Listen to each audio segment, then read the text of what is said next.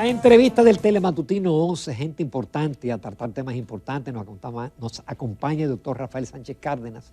Él fue ministro de Salud Pública en el peor momento de la República Dominicana y del mundo, cuando el COVID-19 no había vacuna, no había tratamiento.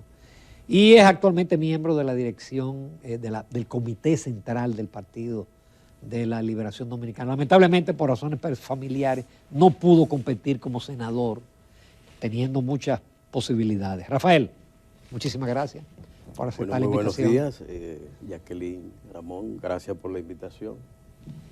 Vamos a comenzar con el dengue. Subregistro, maquillaje, o es que se le han escapado datos del sector privado con el número de afectados o de muertes. Manipulación. Lo que decía el presidente de que ahí había pasado algo es deshonesto, no tengo la menor duda. Y quede como un monumento a los reportes de salud. ¿El presidente dijo eso? Sí. Como un monumento a las estadísticas de salud, el boletín 39. Todavía no han explicado las razones para que del boletín 38, donde registran 13.891 casos, que son acumulativos por semana. Usted tiene la primera semana 5 casos, en el boletín 2, usted tiene 2, en esa semana son 7, y eso va acumulando. En el boletín 38 reportaron 13.891, y en el 39, 11.089. Bajaron 2.802 casos. ¿Cuántos fueron los nuevos casos en la semana 39? No lo sabemos, porque ha pasado el fenómeno inusitado de bajar en vez de acumular los casos. ¿Qué es eso? Eso no es una equivocación menor, no solamente por el número que le bajaron al acumulado que llevaba hasta la semana 38, sino que además no sabemos cuántos son los nuevos. Sobre eso, 11.089 se montaron para continuar el conteo en el 40 y el 41. Y entre esos dos boletines suman 3.000 casos nuevos. Si nos vamos al 38, estamos hablando de 16.891 casos. Ahora, doctor. No 14.089 como ellos están diciendo. Doctor, ¿y qué importancia tiene eso realmente? De que si se equivocaron en un boletín o si dieron una cifra que no es. Porque el caso es que tenemos mucho dengue, el caso es que no somos el único país del mundo que lo tiene. Y el tema es que esto ha desbordado, y qué es lo que vamos a hacer con este desbordamiento, o qué es lo que se debió hacer, o ya qué es lo que hay actualmente, cómo vamos a resolver eso. Lo que se debió hacer lo están haciendo ahora. El presidente, ante la denuncia y el escándalo, forma un gabinete de dengue. Que debió formarse desde... Es que las medidas debieron iniciarse antes, al inicio del verano, porque en el periodo caliente es lógico que el proceso de multiplicación del vector se incrementa, y con el frío baja la capacidad de multiplicación del mosquito. Entonces eso no se hizo, se hace ante la denuncia. Al principio, fíjense que en la semanal de hace 3 semanas, el presidente dijo, todo está bajo control, el dengue está bajo control, y vamos a una meseta, evidentemente, y con 5 boletines atrasados, porque esto es importante también. Es decir, con 5 boletines estamos hablando de 7.200 casos en el boletín 36. ¿Por qué boletín vamos? Ahora, el último publicado el 41, falta el 42 y ya estamos en el 43 prácticamente. De modo pues que falta todavía otro boletín más. ¿Qué pasa? Las expectativas ante la gente, cuando usted ve pocos casos, con 5 boletines atrasados, con una media de unos 2.000 casos por semana, 5 boletines, estamos hablando de 10.000 casos. Por eso es que le estoy diciendo que hasta sus propios números están revelando 17.000 casos hasta el boletín 41, sin contar el famoso boletín 39. Si ahí se produjeron 2.000 casos, como era la media en ese pico que venía ascendiendo, entonces estamos hablando de 19.000 casos. Rafael, esa es la realidad. ¿Qué elemento tiene, Jacqueline, esto, como usted preguntaba? o que las expectativas de una población que ve pocos casos, que las cosas están bajo control, no ve riesgos. Se descuida. Y por tanto, la displicencia social habitual en los dominicanos se da y acompaña entonces un proceso que al contrario está quemando por abajo, porque ya empiezan las quejas ciudadanas. No hay cama, los muertos, se me muere mi hija, se me muere mi hijo. Entonces es al calor de esa reacción social que el gobierno crea el gabinete, busca las camas y empieza todo esto que al final ha terminado revelando la falsía con que se estaba manejando la situación. Rafael, pero ellos alegan que en los gobiernos del PLD hubo más casos de dengue y más muertos. Mire, lo que yo estoy alegando aquí es una falsificación de información, no que no haya dengue. El dengue es endémico en el país y tiene esos periodos cada 2 a 3 años de pico y vuelve una suerte de silencio epidemiológico con 2 o 3 mil casos. En un año. En un año. Cuando vienen estos periodos, entonces ya sube que 15.000, 20.000 casos. ¿Qué estamos mirando ahora? Un comportamiento que no había. El incremento de los casos y además apareciendo dengue en zonas para la cual nunca estaban registrados, como Europa, por ejemplo, por el cambio climático. De manera que se está dando a nivel internacional un cambio en el comportamiento de la enfermedad. Casos. El 19 fue la gran epidemia de dengue, salvo esta. Hubo 3.1 millones en las Américas de casos y en República Dominicana tuvimos, y eso me tocó dirigirlo a mí, 20.183 casos y 147 fallecidos. Parte de la denuncia que estoy haciendo es que cuando usted va ahora al boletín, algo que yo me sé de memoria, a mí no tienen que contarme cuántos fallecidos hubo en el 19, son 147, pero ahora aparecen 53. Inhumaron los cadáveres, no sé qué le hicieron para cambiar ahora que los 147 que se diagnosticaban por clínica son 53. Ahora, la explicación para mí, ¿por dónde anda? O la desaparición del boletín 52 del año pasado, donde hubo 10.700 casos y 139 fallecidos. Si con 20.183 murieron 147, ¿cómo es que con 10.700 el año pasado mueren 139? Con la mitad de los casos. En el 22. En el 22. Pero entre a la página para que usted vea que no está, desde el boletín 45 al 52, no están en la página, lo sacaron. Pero yo lo tengo. Y eso es lo que decía ahí. Ahora están acomodando y usted ve un reporte ahora que no se corresponde con la mortalidad. Eso es mentira. Decir que solamente van a poner los auditados o lo que se le hizo PCR, eso no es un reflejo del comportamiento de la enfermedad en términos de mortalidad. Falso. ¿Cómo se detecta que es dengue o no dengue la muerte? Por clínica, siempre se ha hecho por clínica. Es más, la propia gente, usted tiene un niño enfermo y usted va al médico con fiebre, dolor de cabeza, dolor retroocular, dolor muscular, y le hacen un hemograma y ven que la plaqueta está abajo, hasta la gente lo sabe. Y las plaquetas van bajando, bajando, bajando, bajando, y muchas veces termina en un dengue hemorrágico.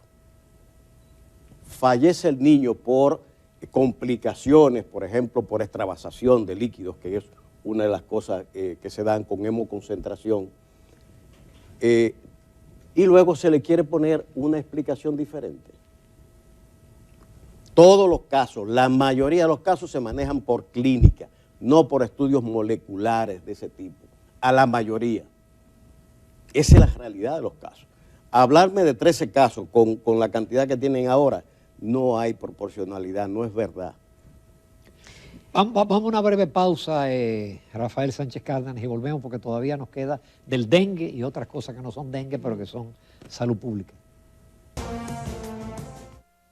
Continuamos en Telematutino 11. Esta mañana contamos con la participación del doctor Rafael Sánchez Cárdenas. Él fue ministro de Salud Pública y actualmente es miembro del Comité Central del Partido de la Liberación Dominicana. Obviamente que en un periodo electoral, los partidos, ambos, en el gobierno dice que lo están haciendo mejor que antes.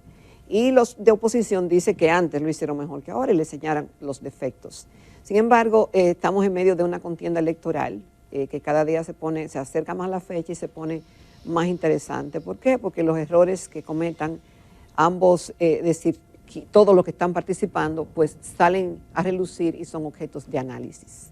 En el caso del PLD, doctor, hemos visto que recientemente se han producido renuncias de dirigentes, vamos a decir, conocidos, importantes, cuál es el caso recientemente del ex senador Arístides Victoria Yep, también del diputado Víctor Suárez de Santiago, otro dirigente llamado Rafael Hidalgo. Pero si buscamos lo que dice la prensa, en el 2023 se han producido cientos de renuncias, buscando la estadística, y en el 2022 también. Es decir, que no fue solamente la quiebra, la fractura que hubo en el 2019 con la fundación de la Fuerza del Pueblo y la salida del doctor Leonel Fernández. ¿Qué es lo que está pasando, doctor, a lo interno del PLD, que se están produciendo tantas deserciones y tantas denuncias de que la gente no se siente cómodo ahí adentro? Bueno, yo no sé por qué destacan tanto las renuncias del PLD si en el PRM se está yendo tanta gente disgustada también por los procesos internos que se están dando.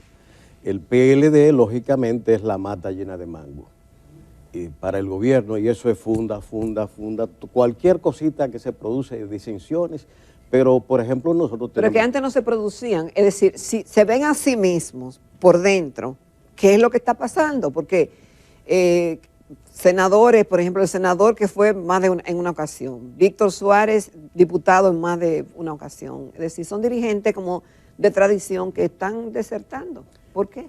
Toda la tradición, como usted dice, gente que fue muy favorecida por el gobierno del PLD y por el PLD, que fueron construidos como entes políticos por el PLD y que hoy, sustituidos por muchos jóvenes que han ingresado, se sienten mal, disgustados, muchos. Entonces, en esa cosa yo soy de los que piensa que los partidos como instituciones tienen que seguir adelante y no estar mirando a aquellos que van creando disgustos, porque todos los partidos, yo no conozco uno que no se esté dando renuncias por acá, renuncias por allá. En la Fuerza del Pueblo hay, creo que son 600 impugnaciones de los procesos internos, según la prensa. Pero en el Partido Revolucionario Dominicano, que se dedicó a comprar funcionarios municipales del PLD. ¿Y ahora, el PRM, te dirá? El PRM se dedicó como una política de Estado a comprar a la oposición en todos lados. Una cacería organizada y pagada con fondos públicos para esos fines electorales. Entonces, dentro de esas incluso demarcaciones, los dirigentes del propio partido de gobierno han reaccionado con rechazo porque se han visto desplazados por aquellos que antes le ganaron las elecciones. Y esos problemas están ahí, se están viendo todos los días, pero no celebramos, no destacamos absolutamente nada de esas crisis que se están dando internamente y las críticas a la dirección de ese partido. Tenemos que concentrar todos los cañones frente al PLD y yo creo que es injusto estar planteando y destacando el hecho de esa disensión interna que se da y se está dando en todos los partidos, sin excepción.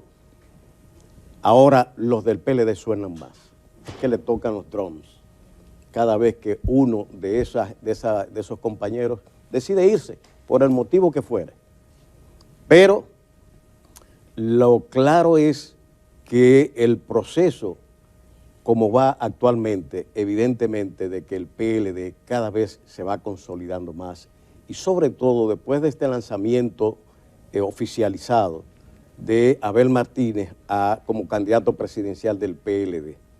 Un gran discurso con unos ejes temáticos, programáticos, yo diría desde el punto de vista de la salud, por ejemplo, ejes que son estratégicos para la salud dominicana que el candidato Abel Martínez destacó en esa exposición. Yo creo que ha sido un gran lanzamiento y la confrontación política de la oposición se ve, digamos que reforzada en la medida en que sea posible continuar profundizando la alianza con la oposición completa. Rafael, volvamos al tema de la salud, que eso es lo que me gusta a mí hablar contigo. ¿Tú crees que realmente se ha deteriorado el sistema de salud? ¿Ha habido un deterioro? Especialmente porque ustedes lo miden por determinadas variables como muerte materno-infantil, cuestiones de esa naturaleza. Es decir, cuando se compara el gobierno de ustedes, que claro, separando la parte de la pandemia, que fue un año atípico, sino, vamos a decir, 19 hacia atrás versus los 3 años del gobierno.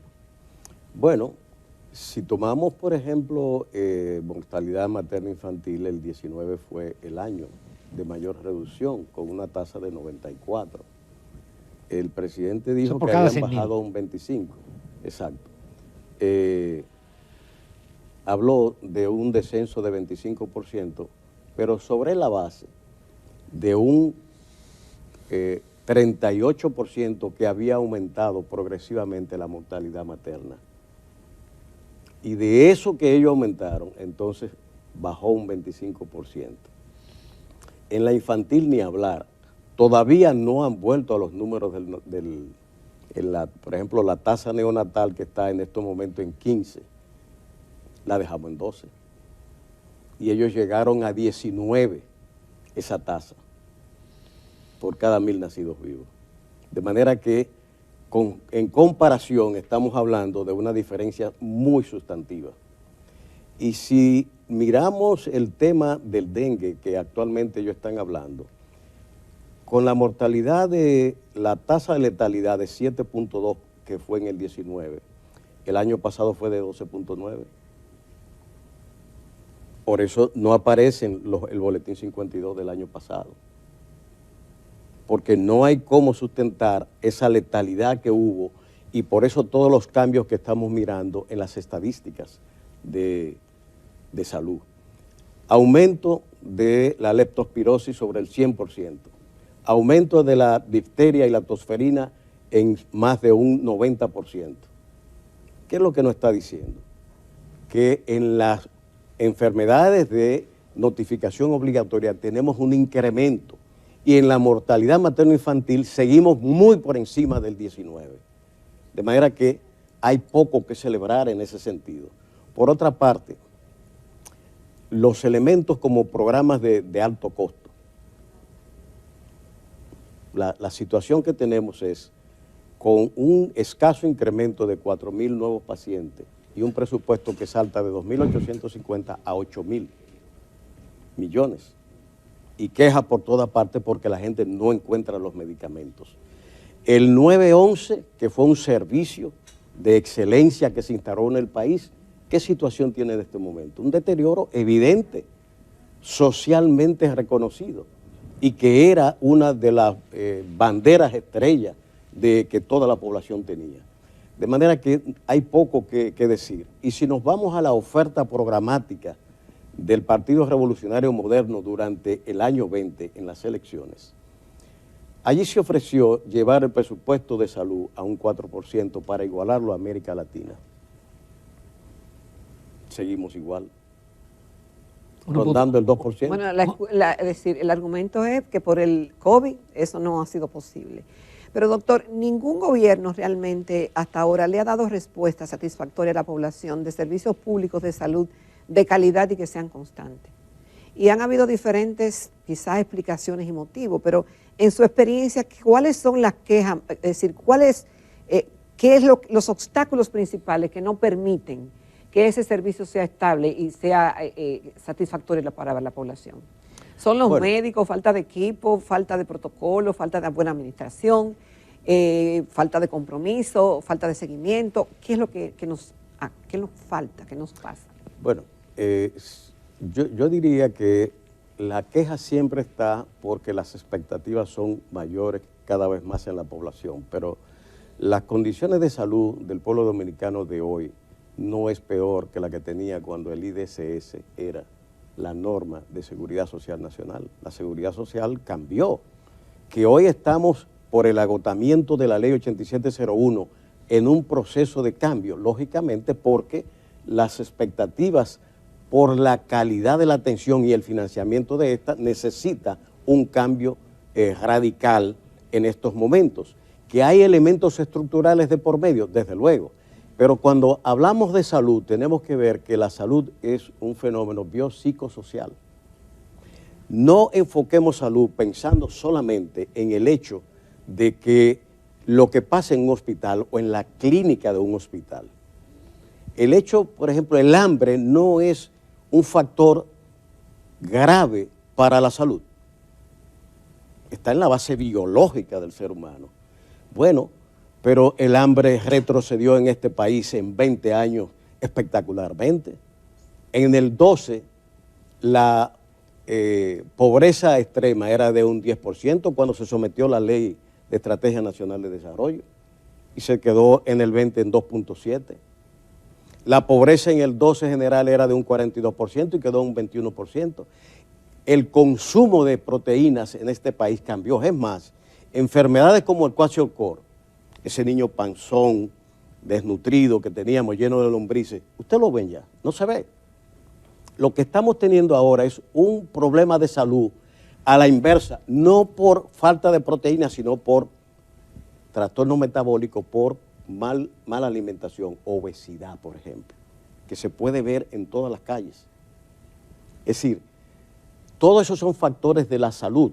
Cuando estamos hablando de dengue ahora, hemos mejorado el agua bastante, que ha permitido incluso un cambio en el perfil epidemiológico nacional de infecciosa que éramos hace 20 años a las crónicas que estamos viviendo hoy, con hipertensión, diabetes, trastornos renales graves, trastornos metabólicos, cánceres, cada vez tienen una presencia mayor en el perfil epidemiológico nacional, que es congruente con un país que salta de desarrollo bajo a desarrollo medio y que se va enrumbando en una línea de desarrollo mucho mayor y tomando un perfil parecido al de los países desarrollados, que está basado en crónicas. Entonces, en ese contexto general, yo creo que nos quedan muchos desafíos en materia de salud, y uno de ellos estructurales es el que trató Abel Martínez durante su discurso, el tema del desarrollo del primer nivel de atención y la implementación de la Ley de Estrategia Nacional la Estrategia de Atención Primaria como mecanismo para la implementación de... Pero 20 años de PLD no lo hicieron, doctor, porque ahora sí vamos a confiar que lo van a hacer. Bueno, el hecho de que no se hiciera no es que no hay que hacer. Digo, sí, pero no lo hicieron. Es decir, cualquiera dice, ahora lo dicen, ¿y por qué no lo hicieron antes? Mi primera acción durante mi gestión fue crear la Mesa Nacional de Salud para Atención Primaria. Y ahí estaban todos los actores, todos. Pero en eso vino el COVID. No, fue un poco antes. No, es que tuvieron 20 años, Fue un poco antes, fue en el 19. Y sin embargo, o sea, los conflictos de intereses, y fíjese un elemento que tiene algo que ver con a lo que habitualmente se culpa a los políticos y los partidos, el tema de las pensiones. Eso es una responsabilidad esencialmente de la parte política del Estado. No lo es. Y lo sabemos y lo saben todos los agentes de la seguridad social. Eso es un producto de un pacto que tiene que darse, porque si no, no lo va a haber. Es como el pacto fiscal.